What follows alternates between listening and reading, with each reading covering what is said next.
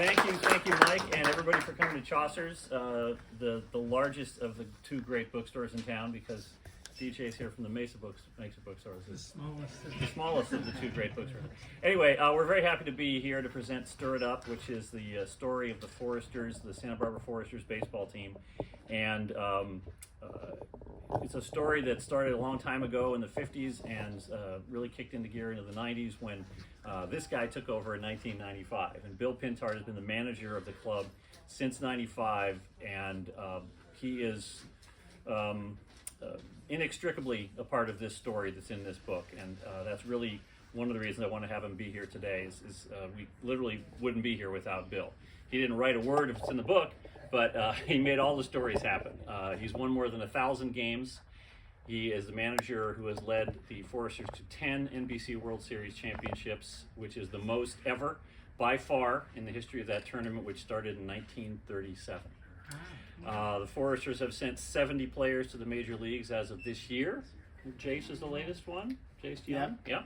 And but more importantly, I think, and this is kind of why I wanted to have Bill talk a little bit here, is that we celebrate those 70 guys and we celebrate the championships, but more than 1,000 young men have come through the Foresters organization, and they've all left as, we hope, better players, but more importantly, better people.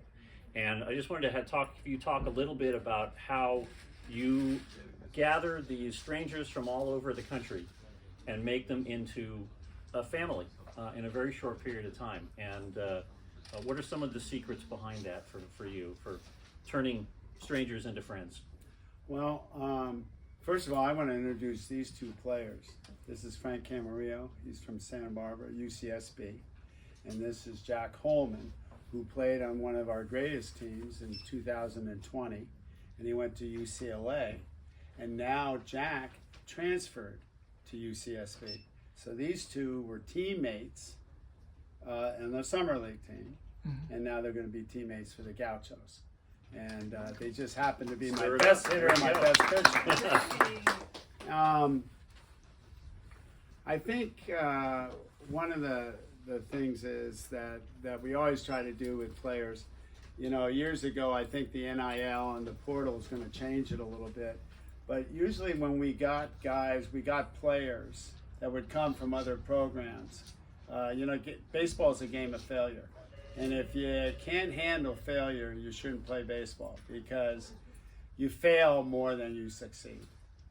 That means if you get a hit three times out of 10 at bats, you're a good hitter. That means 60% of the time you're failing. And a lot of times they would get yelled at, screamed at, don't screw up, don't make any mistakes.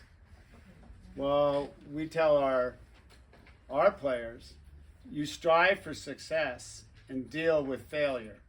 And failure is sometimes led by mistakes, but you strive for success. And we wanted them also to be the type of players that they are. Not that we had never micromanaged everything that they did. You know, like some programs you come, they give you signs with a 3-0 count. For those that don't know, you get 4 balls, 3-0 count. You're gonna, why are you giving a sign, unless you want them to take it, or a 2-0. But we want the guys to find out what they have within them and play to their strengths. Work on their weaknesses, but play by their strengths. I think the change of the chemistry, and chemistry is really important, and the chemistry came from, really, on the back of our hats, you see initials every year. Well, we had a player on our team that back in 1965, he was our youngest player on our team, and he was diagnosed with a rare form of cancer. And it was a terminal cancer, and he couldn't play when he was getting diagnosed, because he started going to treatments. So the players put his initials on the back of the hat and his number. That was 19. And then they would wear a t-shirt, 19. And that was really an amazing thing to uplift this young man. The next year I took over as head coach. 95. 95. This happened in 94 when he was diagnosed. And I was taking him to the rehab situation because the cancer had put him into a wheelchair and he couldn't walk. And so he was trying to learn how to walk again. And I said to him, I said, hey, I'm getting a lot of phone calls from some of our returners and they want to put your initials on the hat again. And he said, well, I don't need that. I'm kicking this cancer's ass, excuse my language, but I'm doing good. He says, but I see other younger people that have cancer and there's no support groups for them.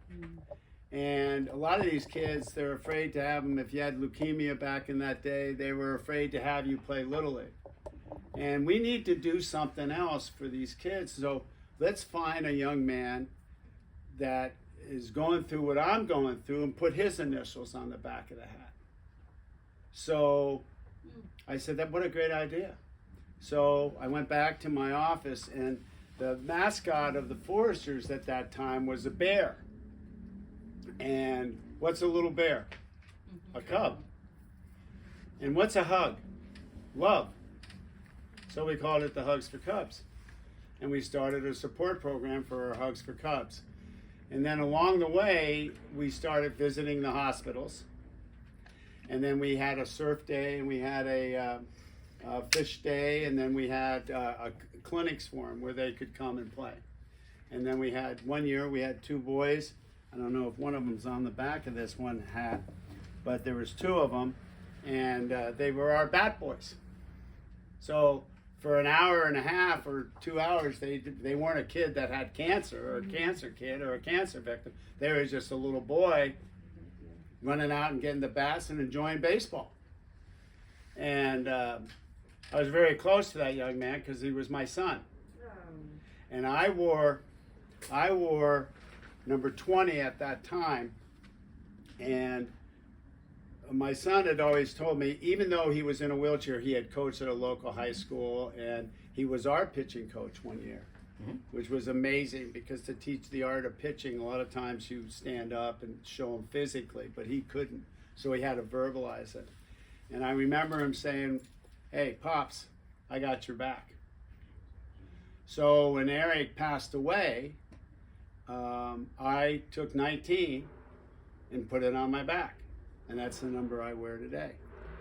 And I think that really had a lot to do with the chemistry that we built in the hospital visits. Unfortunately, we haven't been able to do it again. We still have Hugs for Cubs kids, and we still have them throw out the first pitch, and they're still our bat boys. And you guys met some of the kids today. In fact, one of our former players, Dalton Brown, he was a pitcher, and they lived in Texas. They flew out, and we honored his daughter, and we put her initials on the back of the hat this year. So that's a little thing. We have a great baseball program. We win a lot of games, but we also, when we saw that transpiring with our players, you know, a lot of times, you know, you get 25 guys, you're going to have some guys that don't really fit in, right? It's going to happen. And when you have all 25 that fit in, so like when we'd go to the hospital, I'll never forget, we had one guy that was kind of a weirdo, kind of a strange guy, you know, you get a couple of those, right? But we saw him at the hospital, and he was playing Uncle Wiggily with 3 other kids that had cancer, and he played for an hour and a half with them. Yeah. And all the teammates saw him and said, you know what? He's okay. That strange guy's okay, right? So that was a little bit about, that's how we build chemistry in family. In fact, I got a letter. We had a kid named Ty Walker that was a pitcher, and he could really throw. And he made it to the big leagues and pitched for the Giants. And I got a letter from his mom, and not one bit of that letter was talking about thank you very much for helping him to pitch, and he grew up and all that, but it was thanks a lot for letting him get awareness about the less fortunate and other kids that are going through it. Because we got big, tall, strapping guys that are physically fit. And sometimes they find out, you know, a curveball is not the toughest thing you're ever going to see in your life, unless Frank throws it. But it's not the toughest thing, and a strikeout's not the worst thing. And so it kind of puts everything in perspective. We try to give our guys perspective, and I think it, and then just the fact of caring. How can you not care for this? And being sensitive and caring for your teammates is an important thing. And I think our players, I'm glad you guys are here. I think our players know that our coaches care for you guys. And it just goes back, we talk about a lot of things in our team. We talk about integrity. We talk about respect. We talk about that we have to keep our morals and our values higher than society, especially in today's world. I mean, today we have a world that people don't like somebody because they're Democrat or Republican, or they hate somebody because they don't think the same way as the political, and we kind of try to get rid of all that stuff. And Bill and I are great friends, and I like the Red Sox, and he likes the Yankees, and we still talk to each other. Baseball. He likes the Red Sox, but I have a video here of Yankee Stadium when we hit a home grand slam. So Aaron let's Judge talk hit a about grand slam home run to beat his Red Sox. Foresters baseball. So do you have? Thank you. That was spectacular. I've been a part of that story, a tiny dot at the end of the sentence for 30 years almost, and it has everything you said is true. It really does every summer magically sort of somehow happen. It's a beautiful thing. Back on the field, do you have a favorite game or favorite memory? There's so many, 10 championships, 1,000 wins, everything's, but is some are one or two games that stand out as like, wow, that. I can talk about a lot of losses because I remember those. Remember those losses? Yeah. I think a couple of games, a number of them stand out. Sure. My first win, our first win in Wichita, but 1999, we were in Wichita for the national championship game, and Team USA, the Olympic team, the team that plays Cuba and all of, they were in the tournament, and they were full of major leaguers. And we had some of our major leaguers on that team as well. That was a good ball club. And two of my ex-players that had played the year before were on Team USA. And we're playing Team USA, and so the NBC called me up and they said, do you want to be in the bracket with Team USA? And I said, no, I don't want to be in the bracket. But, yeah, I want to play them. He says, really? I've gone through 10 teams, nobody wants to play them. I said, well, if we're going to win, we got to play the best sometime. So we'll play them. I just don't want to play them our first game. I want to get our feet under ourselves, but I'll play them the second game. Well, yeah, but then you'll be at a disadvantage. I said, I'll play them.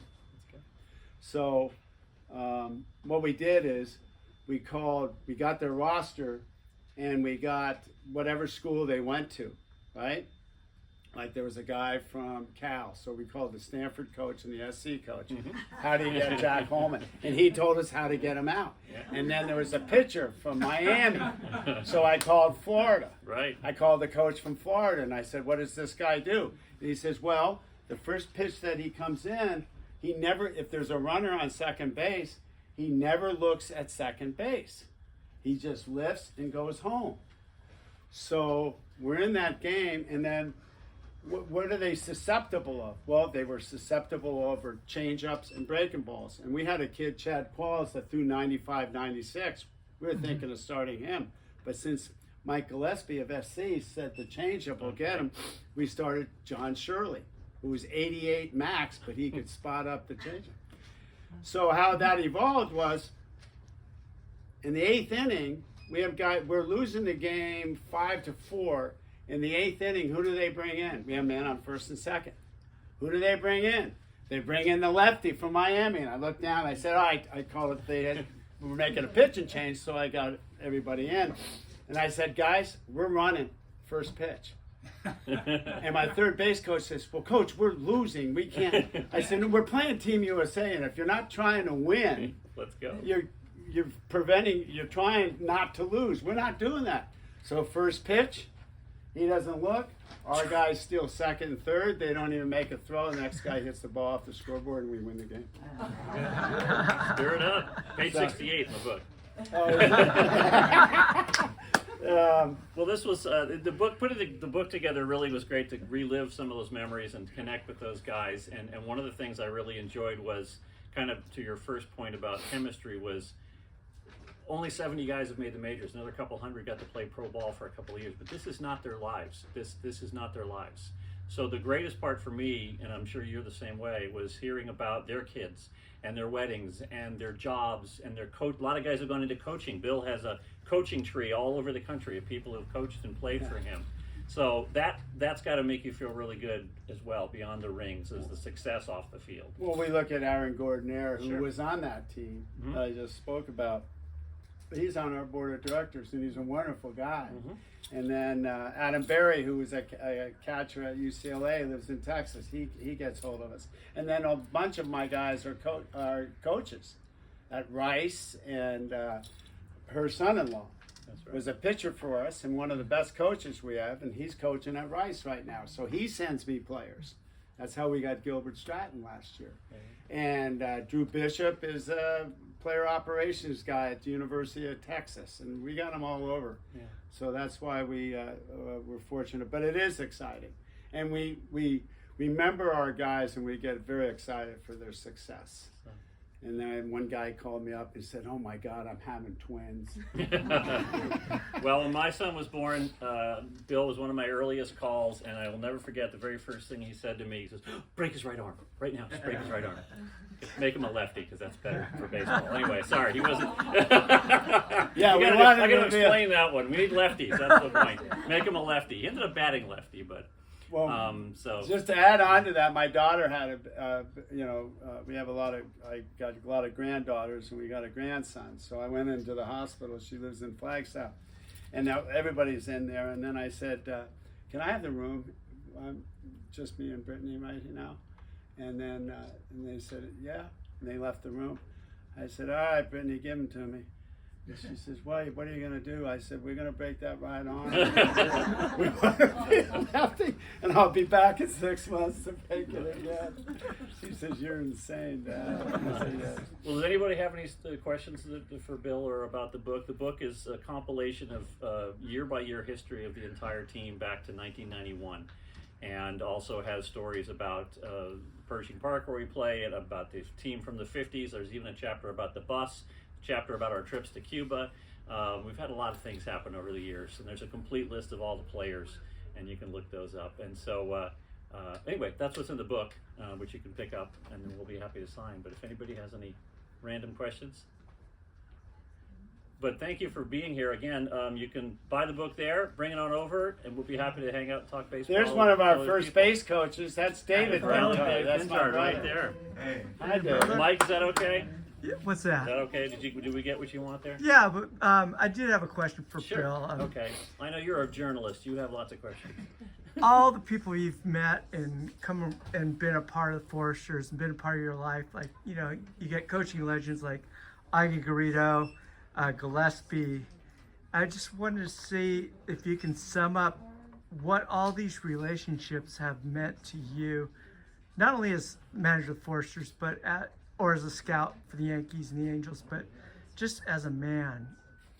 Well, you talked about two people just then. Yeah.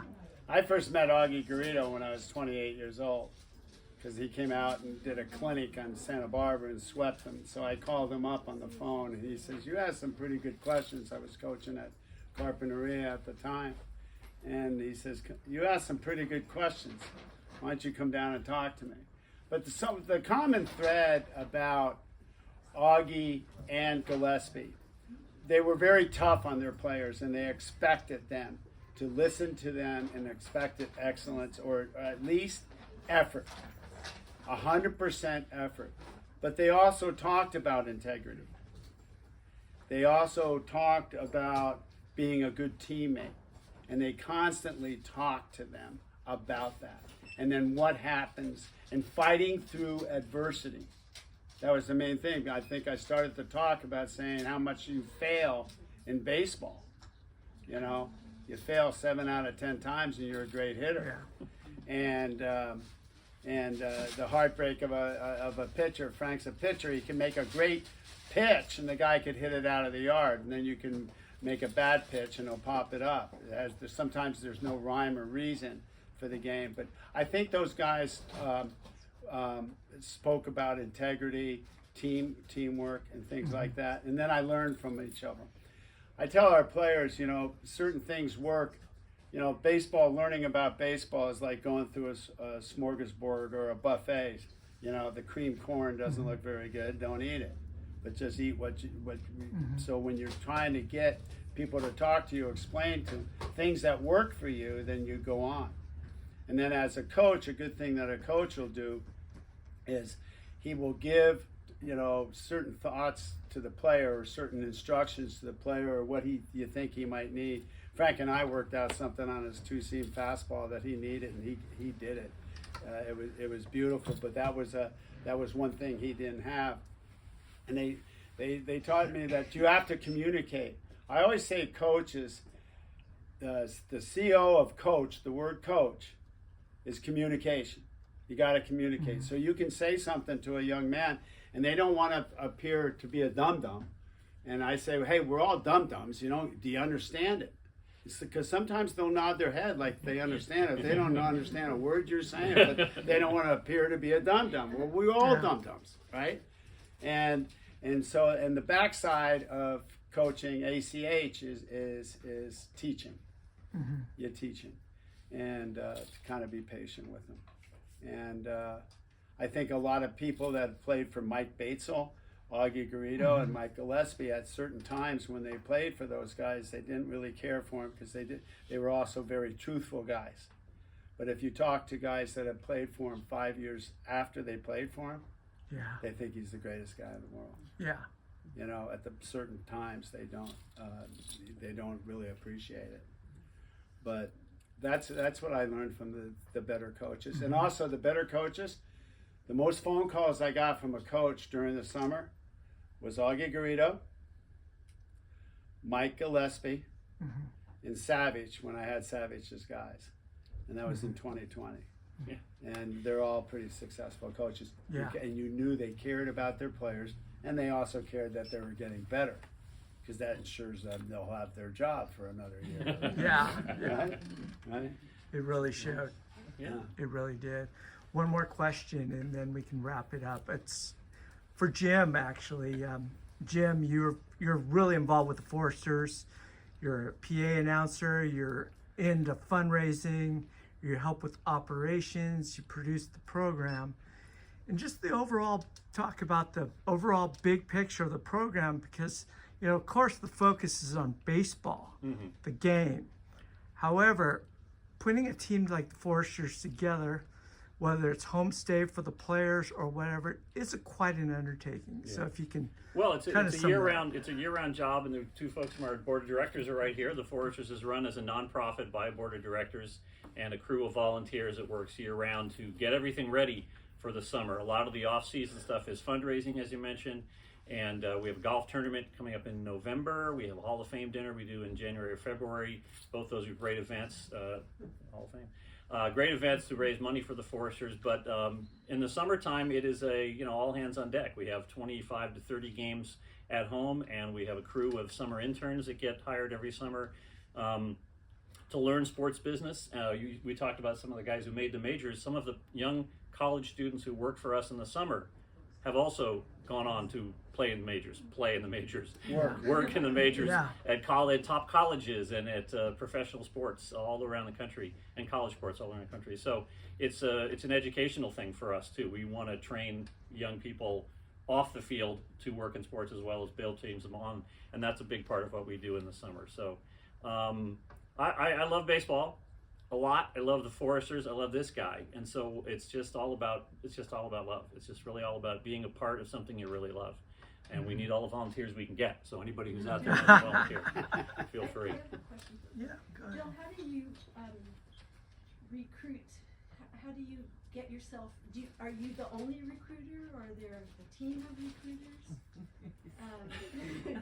Okay, yeah, I thought it's probably. And then how do you motivate yourself each year to? Yeah. I mean, 'cause you've That's the done it, question. you've done it. That's the ultimate question, Yeah. because every year it's getting a little more challenging for me. The fundraising's really challenging. COVID hit us hard because, and we used, what we did use is we used our reserves to get through that season. Because you can't call up a restaurant. You know, when we talk about respect, right? Well, COVID, guys are shutting down their restaurants, or they're letting their cook go for 20 years. How can we call up this restaurant that donates every year to, hey, can you give us $1,000 so we can play baseball? Well, I just laid off 6 guys. They're fighting for their life. So the COVID hit us. The fundraising is the toughest part of it. And host families. You can spread the word. There's a thing about host families in the book, too. Dr. Harrison right here, this was his first year All right. as a host family. How was that? That's great. All right. That's awesome. Where's your son? Oh, he was running around. Yeah, he enjoyed it because his son, he come to the games and he knew all the players and everything. But as far as the recruiting, when we first started the first year, Pat Burns, he's in the book, and he he's got a great contributed chapter a in the bunch of book, stuff. yeah. He and I got in the car and we went from San Diego to Sacramento during the fall, introducing ourselves to all these coaches, to Augie Garrido, to Richie Hill, to Jerry Weinstein at Sac City. And he says, you guys have been on the road for 15 days, 14 days. We would sleep on people's couches as we went up to their friends all over. And he says, you came all the way up here to see my players? Well, I'm going to send you my best players every year. And so we did that the first year, and we established ourselves that we care and that we want to get their players better. And then as the years went on, my players now work at a lot of these programs. So I call up her son-in-law. I said, "Who do you got for me?" And it's a good thing I was good to him, because he's going, "The heck with you, coach. You benched me, right?" And so it's kind of built up. Yeah. And now we get more. We could fill 3 or 4 teams. Hi, how are you? Yeah, it's a ripples in a pond. Once we started having great program that Bill created with his coaching staff, all the other coaches around the country started wanting to send them, and then it's just a tree that grows from there. It always stays connected. And then, like, my coaches, like, they get there what time's Joey get there?